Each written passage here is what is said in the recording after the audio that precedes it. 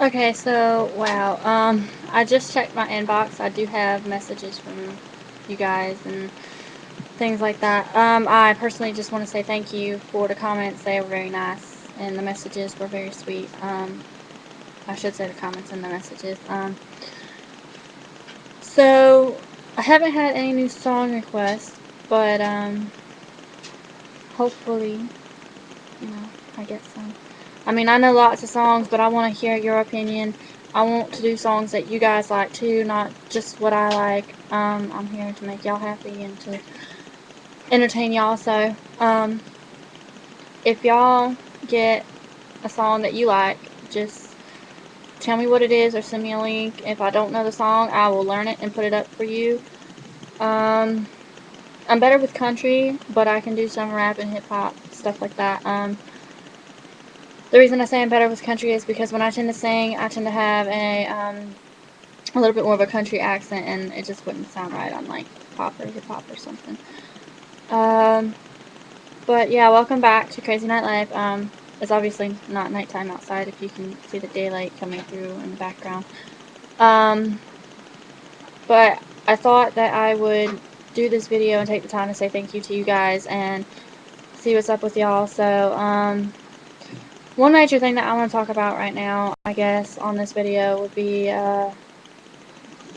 drama, I guess, because it's important that you know who your real friends are and that you choose carefully because recently I went through some things with my family, and a friend of mine just went through a whole bunch of drama with a friend of hers, or I guess some not so friends of hers.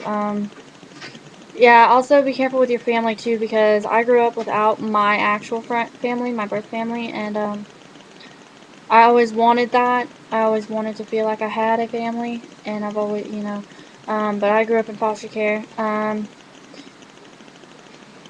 So, I mean, for all of y'all that grew up that way too, it's hard. I know it is, and there's some foster families and foster homes that just aren't safe for people because some of them can be very violent. And I'm sorry if you guys are if any of y'all are in foster care and watching this, and it it hits you, and I'm sorry if I know what you're going through if you're going through something like this, or in any case, whether it's a foster home or your actual family.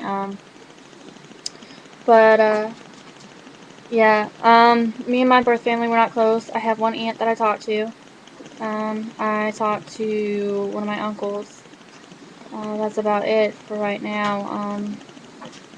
We aren't all that close because they live in a different state, but yeah. So I don't have a Skype yet, but I'm going to make one. So when I do, I'll let you know. But like I was saying, I'm sorry, I had to get that in there while I was thinking about it. But like I was saying, don't. Um, it's a matter of when it comes to family and friends, you have to pick your battles because I know how hard it is to lose a family, especially over a fight.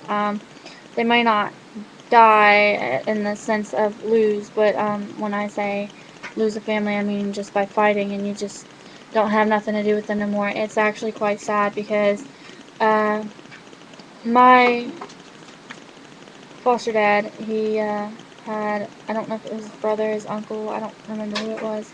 They had a family dispute, and he found out years and years later that, or, well, months later, I don't know, I can't remember, it's been a while ago, but, like almost 2 years ago, but since then, but,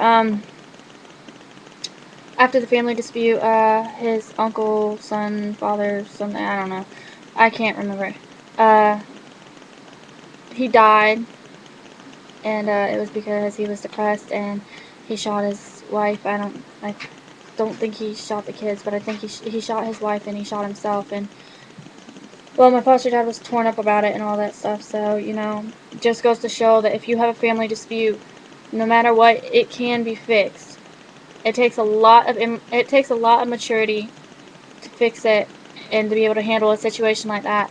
But to find out after you fought with somebody and had a family dispute, and if you haven't talked to them for a while, and to find out that they're dead, You can't take that back.